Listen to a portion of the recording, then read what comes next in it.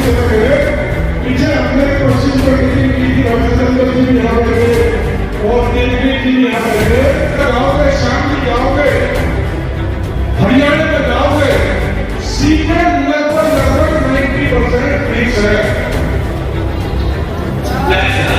मांगते रहेंगे, लड़ते रहेंगे और हमसे अच्छा जाकर लेंगे। पिछड़े वर्ग की आवाज उठाने के लिए जो महासम्मेलन किया है, इसमें क्या संदेश दिया गया सर? देखिए, हम पहले से आपको पता है बेताब भाई कि पिछले 1.5 महीने से मैं मीडिया से बात कर रहा हूं और हमारा मुद्दा यही है कि हमारा नॉर्थ ईस्ट दिल्ली लोकसभा क्षेत्र, जो नॉर्थ ईस्ट दिल्ली लोकसभा क्षेत्र है, जिसमें 70% से ज़्यादा हमारे पश्चिमी उत्तर प्रदेश का लोग रहता है और इतनी परसेंटेज लगभग 70% जनसंख्या हमारी पिछड़े वर्ग की है।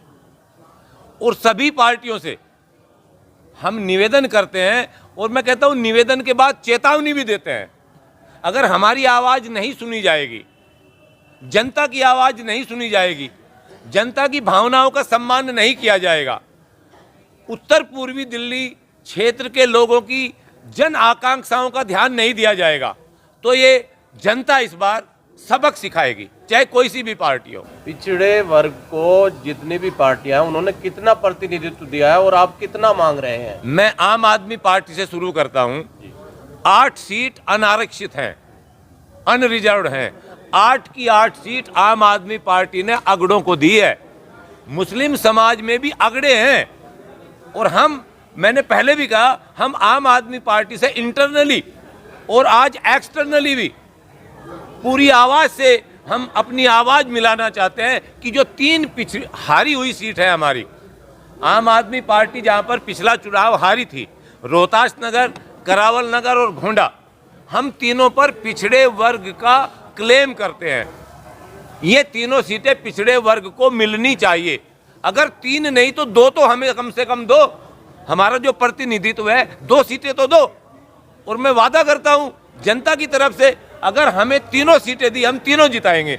2 सीटें दी, दोनों जिताएंगे। और इसका प्रभाव केवल इन दोनों सीटों पर ही नहीं, जो पास पड़ोस की सीटें हैं, जितनी भी नॉर्थ ईस्ट दिल्ली लोकसभा की सीटें हैं, उन पे सकारात्मक प्रभाव पार्टी को मिलेगा। पार्टी अपनी 70 की 70 सीटें डिक्लेयर कर चुकी है, फिर उसके बाद आपकी डिमांड कहीं गलत नहीं है? गलत क्यों है? डिमांड तो हमारी आखिर तक रहेगी जब तक नॉमिनेशन नहीं भरा जाएगा। नॉमिनेशन तक टिकट बदले जाते हैं, 2 टिकट पार्टी ने बदले हैं और हम कह रहे हैं कि इन पे अगर आप बदलोगे नहीं तो पार्टी को नुकसान होगा। यदि पार्टी आपकी बात नहीं मानती है, कोई भी पार्टी, तो क्या फिर आप अपना उम्मीदवार खड़ा करेंगे? देखिए, ये हमारा पिछड़ा वर्ग जो आज मीटिंग हुई है, उसके बाद बैठ के हम फैसला लेंगे। जो भी हमारा समाज हमको आदेश देगा, हम उस आदेश का पालन करेंगे। आपने बताया जैसे पिछड़ों की अनदेखी हो रही है, ऐसे में आप पश्चिमी उत्तर प्रदेश की मांग कर रहे हैं। पश्चिमी उत्तर प्रदेश और पिछड़ा एक ही बात है, वो 2 अलग अलग चीजें हैं। पश्चिमी उत्तर प्रदेश 70%, पिछड़ा वर्ग 75%, बात दोनों एक ही है। भाई, जब पश्चिमी उत्तर प्रदेश का जो आदमी यहाँ पर आया है वो पिछड़े वर्ग का है, आया तो पश्चिमी उत्तर प्रदेश से ही है ना, निवासी तो इसके बाद आप लोग जैसे सम्मेलन खत्म हो गया तो क्या पार्टियों को मेमोरेंडम भेजेंगे, क्या करेंगे? बिल्कुल, हमारे डेलीगेशन सभी एक विचार विमर्श करके सब लोगों से डेलीगेशन जाएगा पार्टी के लिए और हम अपनी बात को पार्टी तक पहुंचाएंगे। और आपसे निवेदन करता हूं कि आप, you are the 4th pillar of democracy, आप हमारी आवाज को, जनता की आवाज को, क्षेत्र की जनता की आवाज को आप ऊपर तक ले जाए, ये आपकी जिम्मेदारी है। देखिए, जो दिल्ली राजधानी है देश की और यहाँ जो है अधिकतर लोग माइग्रेंट्स रहते हैं और वो अपनी जनसंख्या के हिसाब से ही बाहर से माइग्रेट करके आते हैं। जैसे आपका सवाल था कि वे इसमें पश्चिम और पिछड़ा क्या, यहाँ पूर्वी दिल्ली में ज़्यादातर लोग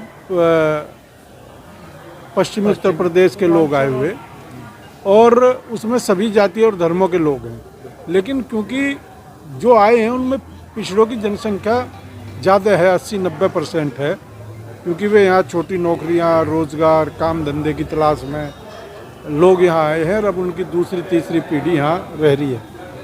तो निश्चित रूप से इसमें दोनों मुद्दे हैं, पिछड़ों का भी प्रतिनिधित्व हो।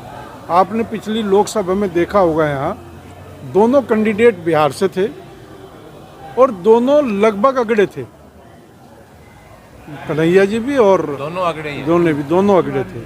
तो इस तरह का काम नहीं चलता कहीं। राजनीति अगर आपको करनी है, जो माइग्रेंट्स आए हैं उनको उनके अधिकार मिलने चाहिए। यहाँ 80% लोग पश्चिम के रहते हैं, उनको भी संसद सदस्यता यहाँ मिलनी चाहिए थी। तो इसी तरह का लोगों में आक्रोश है। ये आक्रोश हो सकता है इस चुनाव में इसका कम असर न आए या ज़्यादा आए, ये कैंडिडेट डिक्लेयर होने के बाद पता लगेगा। लेकिन आहिस्ता आहिस्ता चिंगारी इतनी बड़ी हो जाएगी कि लोगों की, राजनीतिक दलों की मजबूरी बन जाएगी। और जो राजनीतिक दल इसमें पहल कर लेगा वो बहुत बड़े फायदे में जाएगा, क्योंकि ये लोग पिछले 5-6 महीने से काम कर रहे। और अगर कोई पिछड़ों को और पश्चिम के लोगों को इधर टिकट देगा तो निश्चित रूप से उस पार्टी को फायदा मिलेगा। भले ही वो चुनाव जीतने की स्थिति में ना हो तो वो जीत भी सकती है। कई पार्टियां ऐसी हैं जो जीतने की स्थिति में नहीं, अगर वो इन लोगों को सामने लाएगी तो चुनाव कोई भी भी उसका असर नहीं। हाँ, पार्टी पहले अपना परिचय दे दे फिर बताएं। मैं आपको बता दूं, मैं अजय पांचाल विश्वकर्मा, और मैं विश्वकर्मा समाज का राष्ट्रीय महामंत्री भी हूं और काफ़ी संस्थाओं जुड़ा हुआ हूं, पिछड़े वर्ग पश्चिम उत्तर प्रदेश। और हमारा विशेषकर एक ही मुद्दा, हम कई सालों से सर्व समाज मिलके, जो पिछड़े समाज प्लस वेस्टर्न यूपी में जो पश्चिम उत्तर प्रदेश से संबंधित रखते हैं, हम सभी लोग एक ही बात को उठा रहे हैं कि पश्चिम उत्तर प्रदेश का यहाँ पर रिप्रेजेंटेशन होना चाहिए, प्रतिनिधित्व होना चाहिए, जिसको सारी पार्टी नज़रअंदाज कर रही है। हमारा रोहतास नगर विधानसभा, जहाँ पर 80% आबादी पश्चिम उत्तर प्रदेश और 1,20,000 ऑन रिकॉर्ड मैं बता रहा हूँ, 1,20,000 पिछड़ा समाज वहाँ रहता है। 2,45,000 से अधिक वहाँ पूरी वोट्स है और पिछड़ा समाज 1,20,000 की तादाद में। लेकिन वोट वहाँ पर हमेशा जनरल कैटेगरी को दिया, चाहे वो कांग्रेस से हो, भाजपा से हो, चाहे वहाँ आम आदमी पार्टी। तो हमारा यही है, आज हमने शुरुआत करी है और इसको बहुत बड़े मूवमेंट पे, और हम इसमें रुकेंगे नहीं। और हम जिस भी तरीके से सभी समाजों से मिलकर बात करें, चाहे जाट समाज हो, गुजर समाज, जो पिछड़े में आता है, राठौर समाज हो, प्रजापत समाज, सबका एक समुचित ढांचा तैयार करके, सभी लीडर से बात करके, और आगे भी हमें क्या निर्णय लेना, और इस चिंगारी को हम आग बनाने का काम करेंगे। क्योंकि आग से ही डरते हैं लोग, और आज पॉलिटिकल जो ताकतें हैं वो आग से ही डरती है। अगर आग से डर लगेगा जब ही वो कुछ सुनेगी, वो सुनना ही नहीं चाह रही है बातों को। हम बार बार ये कह रहे हैं कि पश्चिम उत्तर प्रदेश के इतने लोग यहाँ पर हैं, आप उनको रिप्रेजेंटेशन क्यों नहीं दे रहे हो? उनको रिप्रेजेंटेशन क्यों नहीं दे रहे हो?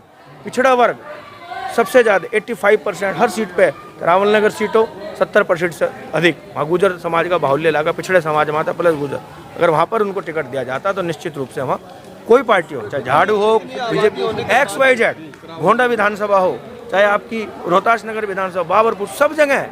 मतलब मैं अगर विधानसभा आज मैं आपको आंकड़ा बताऊँ, और फिर अगर हम यमुना पार की बात करें तो सबसे ज़्यादा पश्चिम उत्तर प्रदेश और पिछड़ा समाज यहाँ कर बसा है। देखिए, मेरा परिचय, मेरा रामचंद्र वर्मा भाटी हूँ, गुजर हूँ, ग्रेटर नोएडा से मूल रूप से रहने वाला हूँ और यहाँ शेरपुर चौक पर रह रहा हूँ। मैं दिल्ली में SDM था और अब रिटायर होकर एडवोकेट हूँ, कटकडुमा कोर्ट हूँ। वो मैं अब ये OBC जो समाज की बात है, जो जाति हैं, इनकी वास्तव में कुछ भी मेजॉरिटी में 50% से हर जगह ज़्यादा है, लेकिन ये संगठित नहीं है, जागरूक नहीं है, इनको राजनीतिक पूरा जो इनकी हिस्सेदारी नहीं मिल रही। हम किसी से कुछ छीनना नहीं चाहते, जो हमारा हक है हम उसके लिए मांग रहे हैं। कोई टकराव नहीं करना चाहते, कोई बहुत बड़ा आंदोलन नहीं करना चाहते, शांतिपूर्वक हम अपने ये लेना चाहते हैं संगठित होकर, और ये हमें मिल जाएगा तो हम इसको करेंगे। हम किसी को नुकसान नहीं पहुंचाना चाहते। और हम लोग रोहतास नगर विधानसभा में रहते हैं। यहाँ पर हम लोग 75% आबादी के साथ ही जितना भी बैकवर्ड समाज, पिछड़ा विश्वकर्मा समाज और भी सारे समाज मिलकर बहुत ही बड़ी संख्या में हम लोग वहाँ पर रोहतास नगर विधानसभा में हैं। और हम वहीं से ये लड़ाई शुरू हुई है। आज उत्तर पूर्व जिला में ये लड़ाई 3 विधानसभा क्षेत्रों में, गोंडा, करावल नगर और रोहतास नगर में, और ये आवाज़ आज एक नया रूप ले रही है। और इस आवाज़ को बहुत मजबूती के साथ हम आगे बढ़ेंगे लेके, और जो भी हमारे समाज का, पिछड़े वर्ग का जो डिसीजन होगा हम उसके साथ हैं। वो हमें जहाँ भी जो भी विधानसभा में निर्देश देंगे हम उनके हिसाब से चलेंगे। चलो, दिल्ली में एक बहुत बड़ा वर्ग जो OBC का है वो न्याय चाहता है। अगर उसको न्याय नहीं मिलेगा तो वह अपने लिए संघर्ष करेगा और संघर्ष की लड़ाई में वह जो भी जरूरी होगा हर वह कार्य करेगा। मैं आपको बता देना चाहता हूं कि उत्तरी पूर्वी दिल्ली और पूर्वी दिल्ली की 20 विधानसभा सीटें हैं जिसमें कि ओबीसी वर्ग के लोगों को नाम मात्र का प्रतिनिधित्व नहीं जा रहा। आज मैं सारी पार्टी को चेताना चाहता हूं, बोल देना चाहता हूं कि आप अगर ओबीसी वर्ग का हक नहीं देंगे तो हम अपने संघर्ष की लड़ाई लड़ेंगे। मैं आप सबसे पहले अपना नाम और परिचय दूँ। मैं रिया डागर दिल्ली से ही हूँ, पिछड़े वर्ग की एक महिला हूँ। जिस तरीके से हम विकास के दर को जर्नल वालों के लिए बढ़ा रहे हैं, जिस तरीके से जो सुविधाएं जर्नल वालों को मिल रही हैं, उसी तरीके से हमारे पिछड़े वर्ग को भी अगर यही सुविधाएं मिलेंगी तो हमारा पिछड़ा वर्ग विकास की तरफ जा सकेगा और आने वाले समय में हमारा एक रुतबा हो सकेगा। जो लोग हमें मंदिरों में जाने से रोकते थे, जो लोग हमें घोड़े पर बैठने से रोकते थे, हम राष्ट्रपति की कुर्सी पर बैठ के दिखाएंगे। मंदिरों में जाने से रोकते थे, मंदिर मस्जिद बनवा के जाएंगे। जय हिंद, जय भारत।